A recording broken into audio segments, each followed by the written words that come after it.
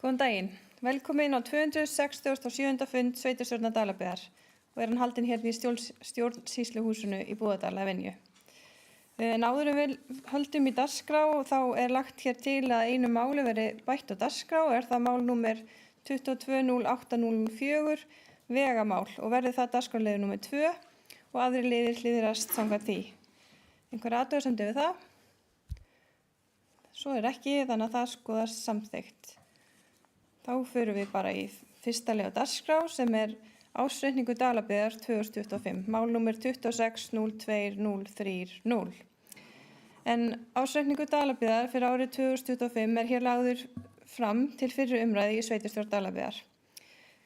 Byggðarráð tók ársreikning Dalabyggðar fyrir árið 2025 til umræðu á 347. fundi sínum og var Haraldur Örn Reynisson endurskoðandi gestur fundarins sem haldinn var þann 9. mars síðastliðinn og bókaði Byggðarráð Dalabyggðar eftirfarandi. Framlagður ársreikningur Dalabyggðar fyrir árið 2025 til afgreiðslu í Byggðarráði fyrir fyrri umræðu í sveitarstjórn Dalabyggðar. Haraldur Örn fór yfir ársreikning Dalabyggðar fyrir árið 2025. Lagt til og samþykkt að vísa ársreikningi 2025 til fyrri umræðu í sveitarstjórn Dalabyggðar. Byggðarráð þakkar Haraldi Erni fyrir yfirferðina og undirritar ársreikning 2025 í kjölfarið. En Haraldur Örn einmitt hér núna til að fara með okkur yfir ársreikninginn. Gjörðu svo vel, Haraldur. Takk fyrir. Oddviti, sveitarstjóri og aðrir gestir. Takk fyrir að leyfa mér að koma hér til ykkar og fara aðeins yfir ársreikninginn sem nú lagður til fyrir umræðu eins og hér kom fram áðan. Ársreikningurinn síðan tekið til síðar umræðu og þá hann staðfestur formlega af sveitarstjórn og endurskoðanda sveitarfélagsins. En við færum okkur kannski og við rennum svona yfir helstu tölur. Ég ætla ekki að fara yfir hverja einustu fjárhæð í ársreikningnum en við munum að sjálfsögðu svara spurningum fundarmanna ef að einhverjar eru. En við förum aðeins yfir í skýrslu áritun sveitarstjóra og sveitarstjórnar sem á blaðsíðu 3. Að ræða bara hefðbundna skýrslu áritun sveitarstjóra þar sem getið rekstrartekjur, það getið afkomu sveitarfélagsins á árinu bæði fyrir A-hluta og A- og B-hluta, það talað álagningarhlutföll og eigið fé. Allt hefðbundið hér. Á næstu síðu þá kemur áritun endurskoðanda, hún birt samhliða síðari umræðum. Tek það hins vegar fram hér að það hefur ekkert komið fram við okkar vinnu til þessa sem að bendi til annars en að hefðbundna áritun endurskoðanda verði og hún verði fyrirvaralaus. Næst förum við þá í talnaefnið, það í rekstrarreikning og við byrjum á A-hlutann. Rekstrartekjur, þær eru samsettar hjá ykkur af svona 3 meginliðum, það útsvar og fasteignaskattur, framlög jöfnunarsjóðs og aðrar tekjur. Útsvar og fasteignaskattur hækkar frá rauntölum síðasta árs 45,5 milljónir eða 8% og nokkuð í takti við áætlanir sveitarfélagsins með viðaukum. Jöfnunarsjóðurinn, hann eykst nokkuð á milli ára eða 16%.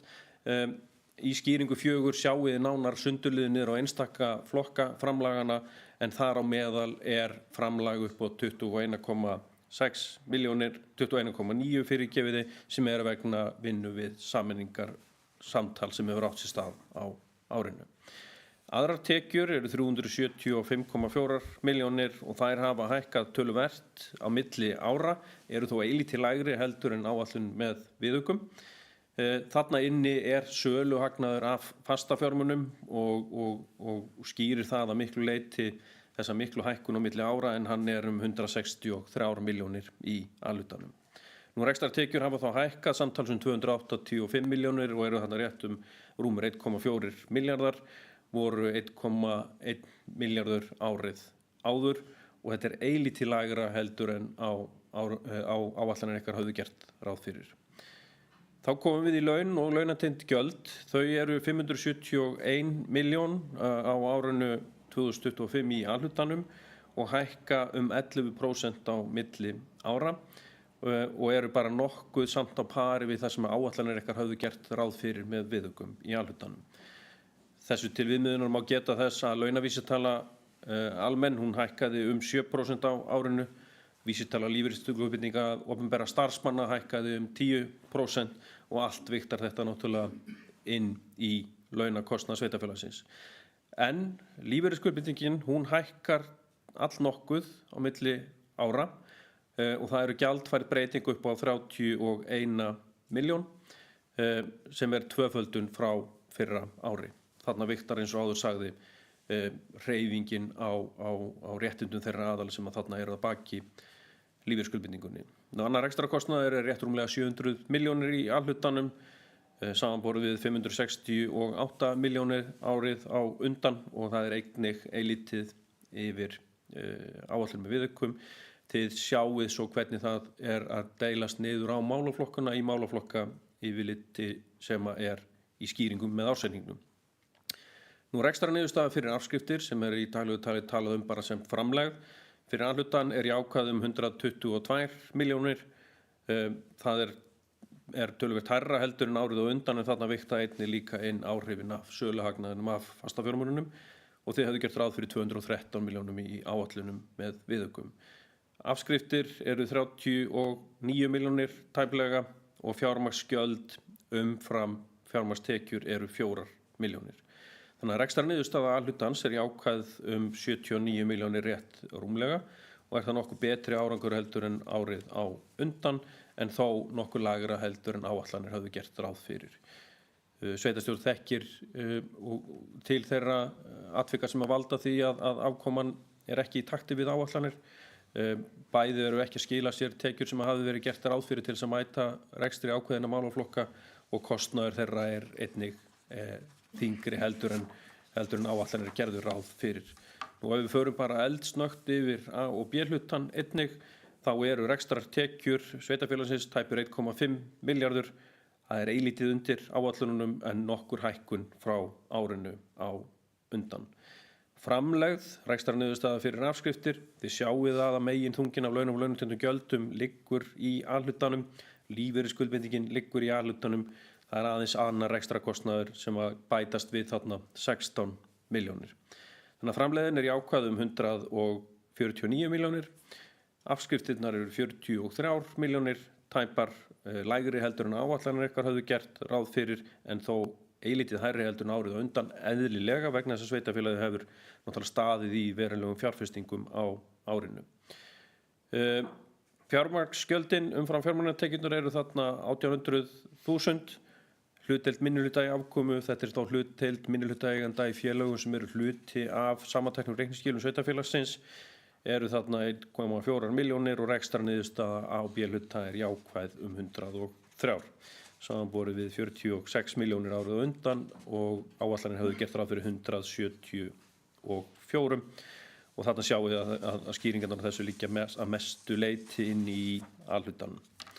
Ef við förum þá yfir í efnahagsreikningin næst og þar kannski ætla ég að renna fyrst og fremst yfir A- og B-hlutan.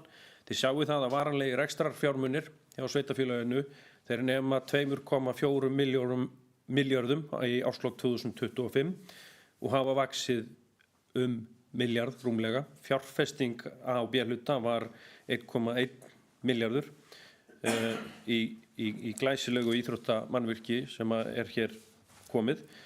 Og við sjáum síðan áhrifin af því á lántöku vegna þess að það þarf eðlilega að fjármagna þetta þannig að sveitarfélagið tók einnig lán á árinu sem nam 670 milljónu að teknu til affalla. Stofnframlög og eignarhlutir, þar ekkert að breytast hjá okkur en við hins vegar geta þess að ástæðan fyrir því að þetta að lækka. Annars vegar A-hlutin með 201 milljón tæplega en við erum með 120 milljónir í A- og B-hlutunum vegna þess að þá búið að leggja saman eignarhlutana og það komnar ákveðnar einingar inn í samstæðuna hjá okkur. Það skýrir þessa breytingu, það ekki vegna þess að eitthvað hverfi á leiðinni. Nú fyrirferðargreiddur kostnaður einnig hluti og flokkaður meðal fastafjármuna. Þetta það sá hluti sem var vegna fyrirframgreiðslu á brúaruppgjörinu svo kallaði fór hér fram fyrir margt löngu. Það eilítið að byrðum hjá okkur eða 3,7 milljónir. Óinnheimtar tekjur sem 209 milljónir í árslok 25 hækka svolítið á milli ára úr 114 milljónum tæpum. Meginskýringin svo að þið eigið rétt rúmlega 80 milljón króna kröfu og hún mun hærri í árslok 25 heldur en 24 á jöfnunarsjóð sveitarfélaga. Handbært fé eru þarna rétt tæplega 70 milljónir í árslok 2025 og lækkar úr tæplega 300 milljónum á milli ára. Það eðlilegt í takti við það að því að hafi verið með töluvert fjárútlát líka til fjárfestinga á tímabilinu og reynt að draga úr lántöku eins og hægt með því að ganga á handbært fé sveitarfélagsins. Þannig að allt á þetta sér skýringar. Ef við förum því næst yfir í eigið fé og skuldir og þar höldum við okkur áfram við A og B hlutan.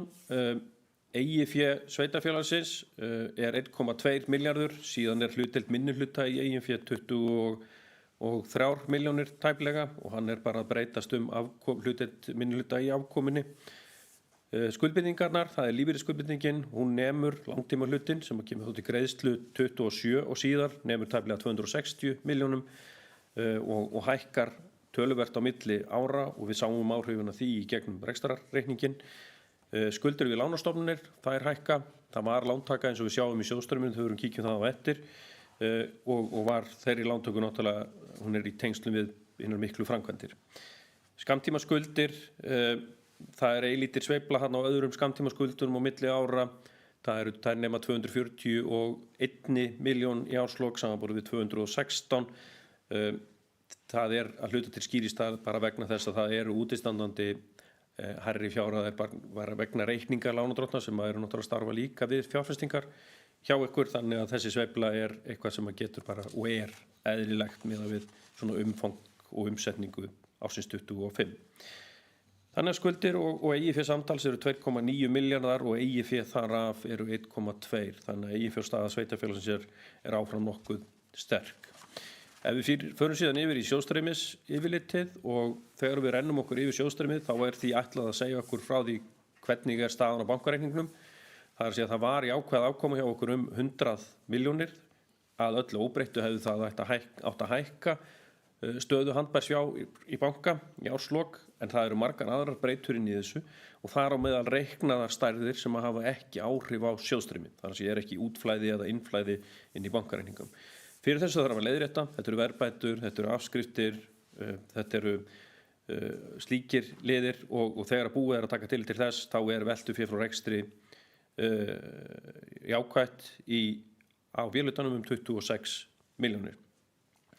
Aðeins bara svona setja þetta í samhengi við fyrra ár og áætlunin ykkar því þau höfðu væntingar að veltuféð yrði meira frá rekstri að þá má leita skýringa í því í málaflokkum sem hafa dregið til sín töluverða fjármuni til þess að standa straum af kostnaði sem fellur til og beint útflæði í peningum.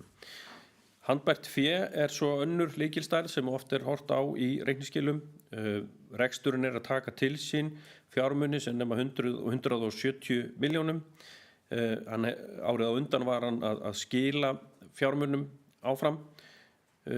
Fjárfestingarhreyfingarnar, það síðan þá hvernig eru fjárfestingarhreyfingar sem tengjast annars vegar fjárfestingum í fastafjármunum.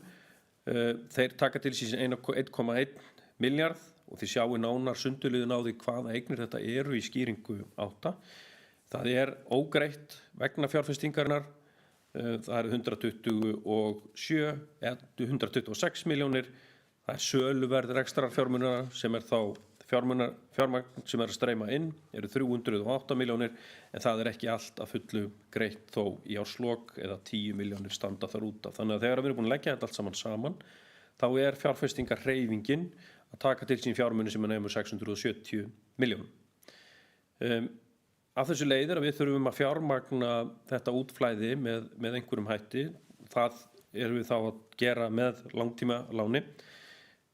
Og að teknu tilliti til affallana þá lántaka ársins rétt 670 milljónir, einhverjum örfáum þúsund köllum meira og bara í takti við samþykkta fjárhagsáætlun. Það hins vegar afföll af lánum sem eru 54 milljónir, þeim síðan dreift sem vaxtakostnaði inn í vaxtahlutann á líftíma lánsins, endurgreiðslutíma. Þannig að það ekki að ræða einhverja einskiptis gjaldfærslu vegna þessa. Og svo greitt af langtímalánum fyrir tæplega 57 milljónir, þannig að fjármögnunarhreyfingarnar eru 613 milljónir, þannig að fjárfestingin og fjármögnunin, þá erum við að lækka sjóðin okkar þarna 50 milljónir rétt rúmar og breytingin á handbæra fénu á milli ára lækkun upp á 228 milljónir og handbært fé í árslok stendur þá í, eins og áður sagður, fórum yfir efnahagsreikningin 69,9 milljónum. Þannig það töluvert búið það hefur töluvert verið í gangi og miklar fjárfestingar og búið að ganga frá fjármögnun á þeim hluta sem nú þegar hefur fallið til. Því næst á eftir sjóðstreyminu koma skýringar ársreikningsins og við lesum þær almennt þannig að fremst koma lýsingar á því með hvaða hætti verið að fara með einstaka liði í reikningsskilunum og ég ætla kannski ekki að eyða tíma sveitarstjórnar í mjög nána yfirferð á því en við skulum kíkja á blaðsíðu 13 þar sem sundurliðun á rekstrartekjunum og kannski vekja bara sérstaklega athygli á því að þarna þá að finna betri sundurliðun á svona samsetningu á útsvar og fasteignaskattum. Fasteignaskattar hækka lítið á milli ára hjá okkur 10 milljónir, fara úr þarna tæpum 116, 24 og í 124, 25 en það útsvarið hins vegar að aukast nokkuð á milli ára þannig að samfélagið að búa til meiri tekjur og skila meiri útsvarstekjum til samfélagsins heldur árið á undan. Vissulega hluti til vegna bara launahækkana, almennra launahækkana sem verið í gangi en þetta líka svona merki það að ef við sjáum lækkun útsvars að þá séum við mögulega að missa fólk frá okkur sem útsvarsgreiðendur. Þannig þetta svona ákveðið heilbrigðismælikvarði og hittamælir. Svo sjáum við þarna framlög jöfnunarsjóðs þarna fyrir neðan hvernig þau skiptast og með hliðsjón af fjárhagsáætlun ykkar. Aðeins kannski að ef við kíkjum svo yfir á síðu 14 þar sem heildaryfirlit rekstur þá þetta mjög gagnlegt yfirlit til þess að horfa í þá hvar liggja frávikin, það sé annars vegar frá áætlun og hvar hlutirnir að breytast mikið frá fyrra ári sem svona kannski fyrsta stoppið í slíkum samanburði. Það þarf að horfa á þetta heildstætt. Það geta verið sveiflur inn í einstaka málaflokkum á milli ára og það eðlilega verkefni sveitarstjórna og sveitarstjóra að rýna þetta og ég veit að þið gerir það með mjög reglulegum hætti til þess að tryggja það að sveitarfélagi nái markmiðum sínum. Ef við förum síðan næst örstutt yfir á á síðu 16, þar sundurliðunin sem ég nefndi áðan aðeins upp aftur, þar sem ennþá ofar, þetta blaðsíðu 16, þetta skýring 8, þarna sjáum við þá sundurliðun niður á einstaka verkefni hjá ykkur og þar náttúrulega ber haus og herðar yfir öllum öðrum fjárhæðum íþróttamiðstöðin og þá hvernig var lagt, áætlun með viðaukum var og svo þá aðrir liðir þarna fyrir neðan. Þetta eins með B-hlutann sem þarna neðan til, þar sjáum við þá fjárfestingunni í einstaka B-hluta fyrirtæki sem fellur til á árinu.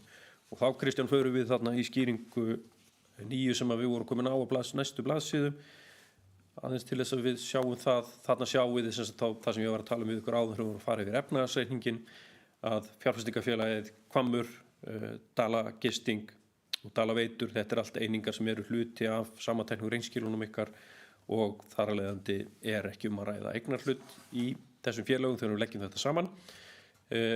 Þegar þið eru síðan að lesa ársreikningin þá sjáum þið einnig að það búið að það þarf að eyða milliviðskiptum, það að segja viðskiptum á milli eininga innan sveitarfélagsins til að vera hluti af honum og þá viðskiptastöðum hvort heldur sem að það eru skuldir eða eignir.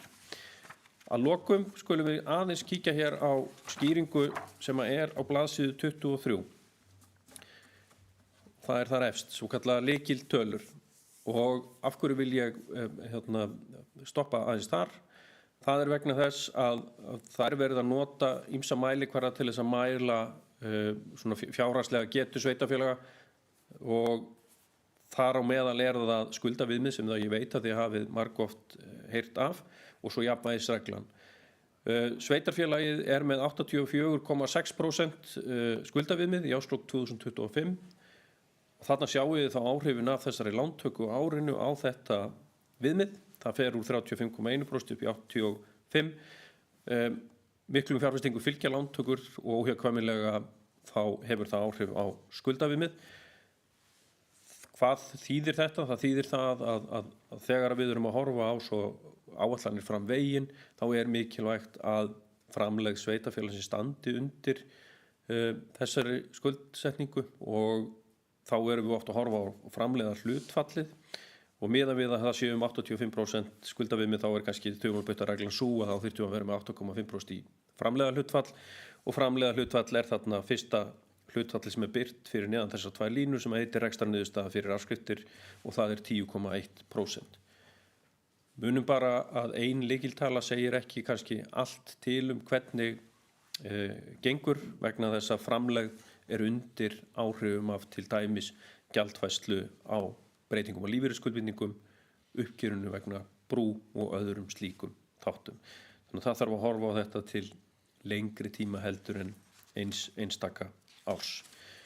Síðan þarna fyrir aftan þá kemur þá samanburður fjárhagsáætlunar, það á blaðsíðu 26 og 7 og þar þá verið að fara yfir þær breytingar sem að voru samþykktar af sveitarstjórn í formi viðauka og hvernig við þá ferðumst frá upphaflegri áætlun og yfir í þá áætlun sem sýnd til samanburðar í ársreikningi. Þá held ég að við séum búin að renna yfir helstu stærðir í þessu og að sjálfsögðu þegar við förum með ársreikningin til síðar umræðu þá komum við með endurskoðun og skýrslu og erum reiðubúin að renna yfir hana með okkur. Í henni verið að taka saman og setja fram einnig rauntölur ársins 24 og 5 til samanburðar við samþykktar áætlanir sveitarfélagsins. Ég þakka fyrir mig.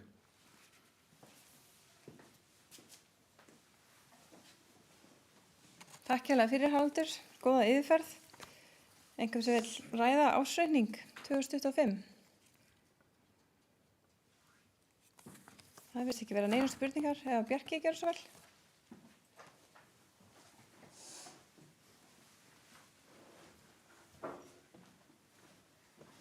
Oddviti, ágæta sveitarstjórn og aðrir tilheyrendur. Þakka Haraldi fyrir greinargóða yfirferð og honum og hans góða samstarfsfólki fyrir samvinnuna við gerð þessa reiknings og jafnframt mínu ágæta samstarfsfólki hér á skrifstofu Dalabyggðar. Það mikil vinna hér að baki og Haraldur rakti í rauninni það sem við erum að fást við í rauninni í rekstri Dalabyggðar og þurfum að taka til hliðsjónar til lengri tíma og mikilvægt að sveitarstjórn núverandi og svo sem tekur við taki mið af þeim aðstæðum sem við erum í og auðvitað leitar þessi stóra framkvæmd okkar, mikilvæga framkvæmd okkar, reksturinn til lengri tíma og fjárhagsstöðu Dalabyggðar, þannig að leggja áherslu á það og að við tökum ábendingar okkar ágæta endurskoðanda til hliðsjónar til framtíðar litið. Í rauninni ætla ég ekki að hafa þetta lengra, engar í rauninni spurningar. Við erum búin að liggja yfir þessu hér starfsfólk og fengið góðar útskýringar frá okkar endurskoðendum og eins og Haraldur kom inn á þá verk að vinna sömuleiðis á milli umræðna til að fara yfir ákveðna þætti og skerpa á en vil ekki hafa þetta lengra sinni en bara ítreka þakkir til ykkar Haraldur hjá KPMG og míns góða samstarfsfólks hjá skrifstofu Dalabyggðar. Takk. Takk Bjarki. Fleiri sem vilja ræða ársreikning 2025? Svo virðist ekki vera. Þá legg ég til að ársreikningu Dalabyggðar 2025 verði vísað til annar umræðu í sveitarstjórn. Þeir sem eru samþykkið því gefum merki og það samþykkt samhljóða. Þá förum við í dagskrárlið númer 2 sem eru vegamál númer 220804. En hér rætt stöðu vegamála í Dalabyggð í ljósi þess að miðvikudaginn 11. mars síðastliðinn tilkynnti Vegagerðin þungatakmarkanir tækju gildi víða meðal annars á vegum í Dölum sem á framkomna tillögu sem starfshópur sem innviðaráðherra skipaði þar sem lagt til að vegir númer 60 Vestfjarðavegur og númer 61 Djúpvegur verði skilgreindir sem hluti af hringvegi 1. Aðalþjóðveginum sem tengir saman landshluta í stað þess að stærri hringur Vestfirði yrði skilgreindur sem hringvegur 2. En mig langar að leggja til eftirfarandi bókun. Sveitarstjórn Dalabyggðar fagnar framkomnu minnisblaði starfshóps sem innviðaráðherra skipaði þar sem lagt til að Vestfjarðavegur nr. 60 í gegnum Dali og vegur 61 verði skilgreindur sem hluti af þjóðvegi 1. Einnig fögnum við þeim metnaðarfullum áformum sem þar koma fram þar sem lagt til að ástand þeirra vega sem ræðir eiga að vera í sambærilegum gæðum þjóðvegar 1 á árinu 2027. Þó að það sé raunsætt mat að það sé langsótt með ástand vegana í dag. Það engu að síður mat sveitarstjórnar Dalabyggðar að breyting sem þessi geti mögulega bæði flýtt nauðsynlegum endurbótum á vegunum og stuðlað að því að hann í heild sinni komist í ásættanlegt horf með tilliti til umferðaröryggis. Á sama tíma lýsir sveitarstjórn Dalabyggðar miklum vonbrigðum með tillögu innviðaráðherra að nýrri samgönguáætlun 2026 til 2040. Þrátt fyrir yfirlýsingar metnaðarfulla og fullfjármagnaða áætlun eru engin skýr merki að ráðist verði í þær úrbætur í vegamálum í Dalabyggð sem brýnt að ráðast í. Vegakerfi í Dölum hefur árabil setið eftir með önnur svæði landsins og það er með öllu óásættanlegt að sú staða virðist áfram við lýði. Nýlegar þungatakmarkanir á vegum í Dalabyggð undirstrika enn alvarleika stöðunnar. Íbúar og atvinnulíf í Dalabyggð geta ekki sætt sig við að búa við vegakerfi sem stenst hvorki eðlilega kröfur aðgengi né umferðaröryggi. Sveitarstjórn Dalabyggðar krefst þess að innviðaráðuneytið og Vegagerðin bregðist tafarlaust við og tryggi að vegir í Dalabyggð fái ásættanlega uppbyggingu og viðhald. Þolinmæði Dalamanna er á þrotum og brýnt að raunverulegar úrbætur hefjist án frekari tafa. Einhver sem vill ræða vegamál eða þessa bókun? Garðar, gjörðu svo vel.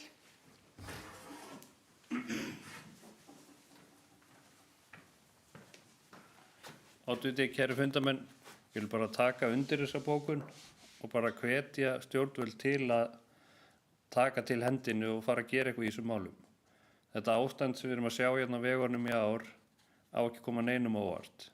Að þetta er eitthvað sem er búið að byggjast upp mörg síðustu ár og hefur verið að koma mjög skýrt í ljós og menn eru mjög meðvitaðir og það er bara ólíðandi að þungatakmarkanir séu að hrjá okkur sí og æ, að það á bara ekki að vera svona. Þannig ég vil bara hvetja að þetta verður að lagast því að svona vegir þurfa að vera í lagi. Takk. Takk, Garðar. Fleiri sem vilja taka til máls? Einar, gjörðu svo vel.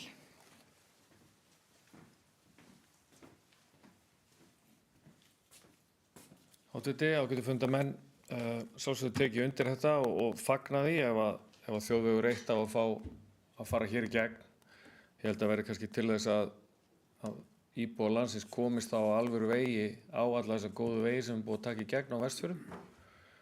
Annar vinkill í þessu sem ég fagnaði svo sannarlega að samgönguráðherra komi með svona inn í umræðuna, en ég vil kannski líka halda því á lofti og þá herja á það að það verði þá staðið við þetta, það verði ekki hreyft við þessu. Það hefur aðeins borið á því að það sé farið frjálslega með gildandi samþykktir og annað sem hefur verið gert.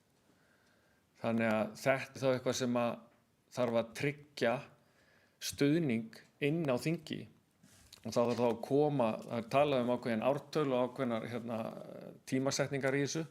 Við þurfum þá líka að sjá það mjög fljótlega að það fylgir þessu eitthvað annað heldur en bara orð frá ráðherra. Það þarf að koma eitthvað raunverulegt í gang. Takk. Takk fyrir þetta, Einar. Fleiri sem vilja taka til máls? Þá legg ég þessa bókun fyrir sveitarstjórn. Þeir sem eru samþykki bókuninni gefið merki. Hún er samþykkt samhljóða. Næsta dagskrá er dagskrárliður númer 3 sem er aðalskipulagsbreyting Hvannármiðlunar. Ég ætla að gefa Gullu orðið, gjörðu svo vel.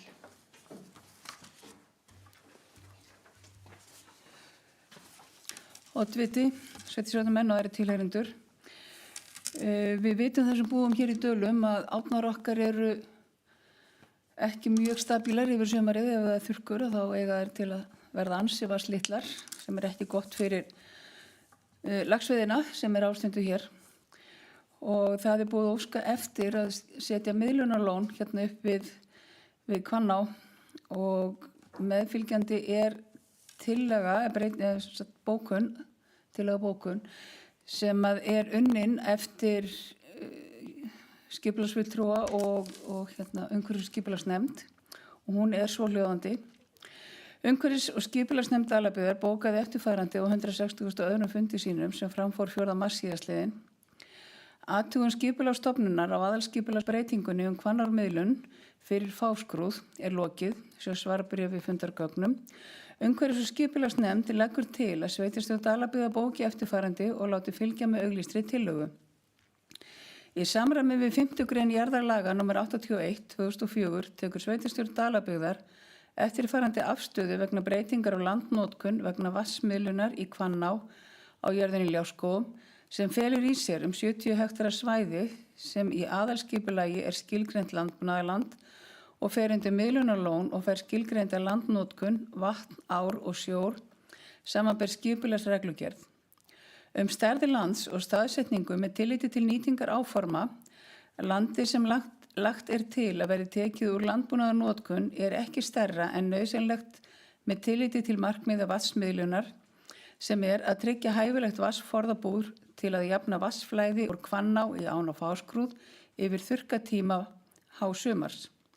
Ekki er að ræða aðra raunhæfa valkosti staðsetningu vatnsmiðlunar en gert er ráð fyrir henni á fornum lónbotni þar sem Hvanná og Stiklukvísl saminast á Hvanneyrum. Landbúnaðarsvæði sem rýrist með tilkomi miðlunarlóns er tæplegast 3% landhalla og staðsett 215 metra yfir sjávarmáli. Samkvæmt vistgerðarkorti Náttúrufræðistofnunar einkennist svæðið af melum og mólendi, lítilli til miðlungsgróður þekju. Ríkjandi jarðvegsgerð svæðisins er áfoksjörð og melajörð, miðlungsþykk og þurr. Því talið að landbúnaðarlandi sé í flokki 3 út frá greiningarlykli flokkun landbúnaðarlands sem er í viðauka aðalskipulags. Breytingin er í samræmi við 5. grein jarðarlaga nr. 81/2004 þar sem miðað er við að raska landbúnaðarlandi eins lítið og þörf krefur og rýrir ekki samfellt landbúnaðarland. Áhrif breyttra landnotkunar á aðliggjandi landbúnaðarsvæði. Breytingin hefur ekki neikvæð áhrif á aðliggjandi landbúnaðarsvæði. Svæðið er alllangt upp á heiði og hluti af upprækstra landi en landnotkunarbreyting er hvorki talin fela í sér óásættanlega skerðingu á ræktarhæfu landi né upprækstra landi. Og hér með óska ég eftir að sveitarstjórn staðfesti bókun umhverfis- og skipulagsnefndar.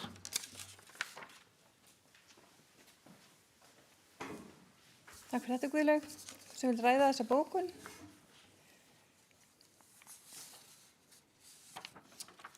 Svo verðist ekki vera, þannig að ég legg bókun byggðarráðs fyrir sveitarstjórn, þeir sem eru samþykkir fyrirgeðu, afsakið, umhverfis- og skipulagsnefndar. Takk fyrir. Gott einhver að hlusta á mig, ha? Þá legg ég bókun umhverfis- og skipulagsnefndar fyrir sveitarstjórn. Þeir sem eru samþykkir bókunni gefið merki. Og það er samþykkt, samhljóða. Næst förum við í fundagerðir til kynningar. Dagskrárliður nr. 4 er byggðarráð Dalabyggðar. Fundur 345. Hvað vil ræða þá fundagerð? Svo verðist ekki vera. Dagskrárliður nr. 5 er líka byggðarráð Dalabyggðar. Fundur 346. Einhvers vil ræða þá fundagerð? Nei. Dagskrárliður nr. 6 er fræðslunefnd Dalabyggðar. Fundur 148. Einhvers vil ræða þá fundagerð? Nei. Dagskrárliður nr. 7 er umhverfis- og skipulagsnefndar Dalabyggðar. Fundur 162. Einhvers vil ræða þá fundagerð? Nei. Dagskrárliður nr. 8 eru fundagerðir Breiðafjarðarnefndar 2026. Einhvers vil ræða þær fundagerðir? Svo verðist ekki vera. Þá er það dagskrárliður nr. 9, fundagerðir Sambands íslenskra sveitarfélaga 2026. Einhvers vil ræða þá fundagerð? Nei. Dagskrárliður nr. 10 er aðalfundur Sorpurðunar Vesturlands 2026 sem, já. En Ingibjörg Þórunn Steinadóttir er fulltrúi Dalabyggðar á fundinum samanber samþykkt sveitarstjórnar Dalabyggðar í júní 2022. Ræða þetta fundarboð. Þetta er í á sama tíma og aðalfundur samtaka sveitarfélaga á Vesturlandi. Enginn sem ræði þetta. Nei, þá það dagskrárliður númer 11, skýrsla sveitarstjóra. Gjörðu svo vel, Bjarki.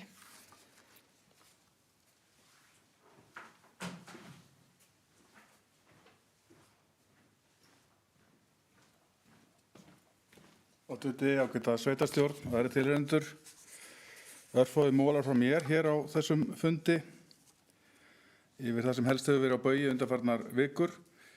Fyrst að segja frá því að íbúafjöldi í Dalabyggð nú, samkvæmt íbúasýn og þjóðskrá með við 2. mars síðastliðinn voru 676 íbúar, voru 678 2. febrúar, en ég kíkti inn á þjóðskrá í morgun, það sem voru uppfærðar tölur, þannig að þá voru komin aftur í 678, þannig að við erum allavega á sama stað í dag eins og í upphafi febrúar. Svo næstu langar með að nefna og bara þakka í rauninni þeim sem komu að vígsluathöfn íþróttamannvirkja okkar þann 28. febrúar síðastliðinn. Mjög gleðilegu dagur hér í Dölum og gaman að sjá hvað margir sáu sér fært að sækja okkur heim og í rauninni skoða mannvirkið, bæði heimafólk og brottfluttir vil ég segja. Og heiður af því að forsetahjónin komu og stoppuðu lengi og tóku þátt í gleðinni með okkur hér í Dölum. Mjög ánægjulegt og ég handviss það að þetta mannvirki mun styrkja Búðardal og dalina alla sem búsetuvalkost til lengri tíma. Næst vil ég nefna að Samtök sveitarfélaga á Vesturlandi í samstarfi við okkur hér í Dölum hlutu á dögunum styrk úr byggðaáætlun innviðaráðuneytisins fyrir verkefnið sjálfbær ferðaþjónusta í Dölum. Og styrkveitingin hluti af átaki innviðaráðuneytisins til að efla viðkomu byggðir landsins og verkefni hér í Dölum þríþætt. Í fyrsta lagi að ræða markaðsherferð fyrir dalina sem áfangastað sem standa mun yfir í 1 ár.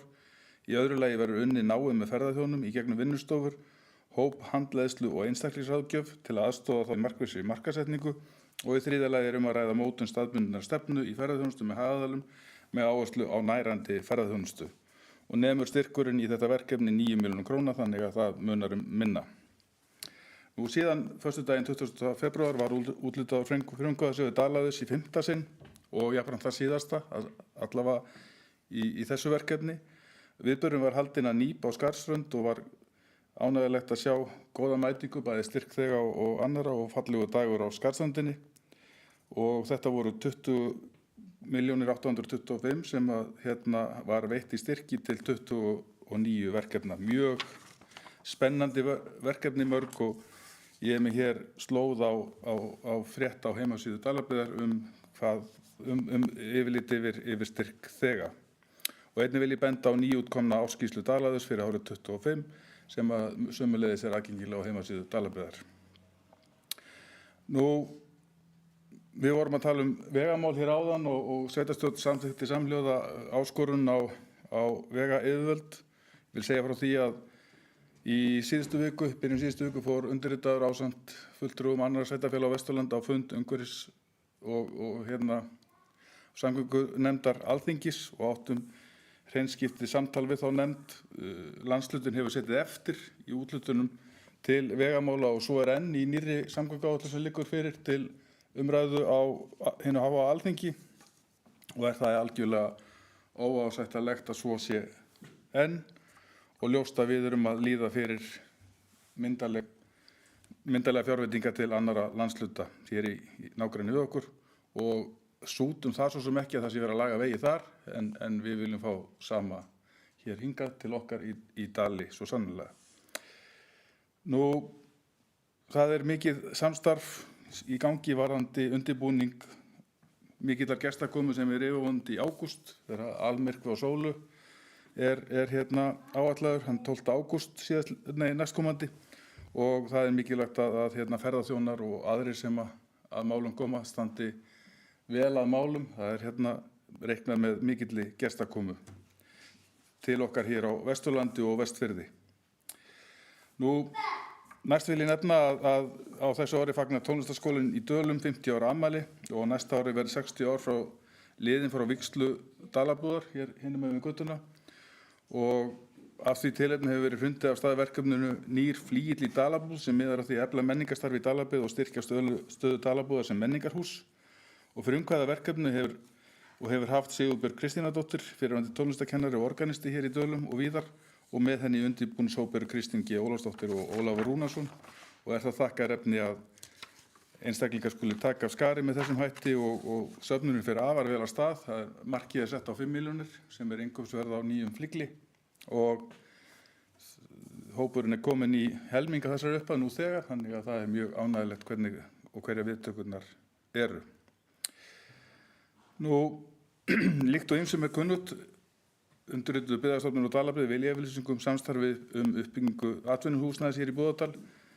Það varð af ýmsum ástæðum hlé í þeirri vinnu síðastliðið haust, en nú búið að taka upp þráðinn að nýju svo sannarlega og mun fulltrúi Byggðastofnunar verða hér til viðtals í næstu viku, miðvikudag, fimmtudag og föstudag niður á Nýsköpunarsetri, og vil ég hvetja alla áhugasama til að koma og ræða við Rúnar sem þeirra fulltrúi, og upplýsingar símanúmer og netfang og annað slíkt eru aðgengilega á heimasíðu okkar, og það vissar mín að það þörf fyrir mannvirki sem þetta, og ég vona svo sannarlega okkur auðnist að hefjast handa núna á vormánuðum leið og frost tekur í jörðu við þetta verkefni.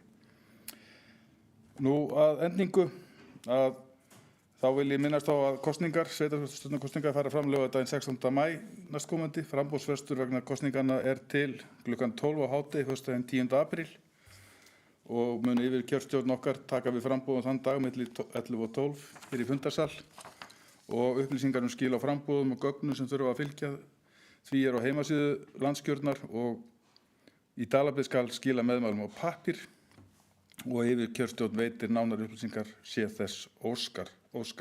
Komi engir listar fram verða óbundnar kosningar líkt og verið hafa hér í Dölum. Allavega síðustu 3 kosningar, fernar já. Fekk hjálp úr sal, takk fyrir það. Þannig að það eru konar fernar kosningar sem hafa verið óhlutbundnar, og kemur þá í ljós hvernig staðan verður í kjölfar þessa frest sem ræðir. Þannig að það enn tími til að hugsa sinn gang og sem verður að ræða persónukjör eða listakjör.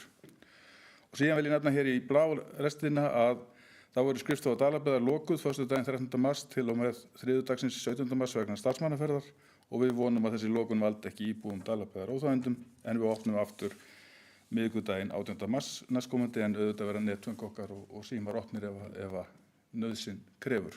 Ekki meira sinni. Takk.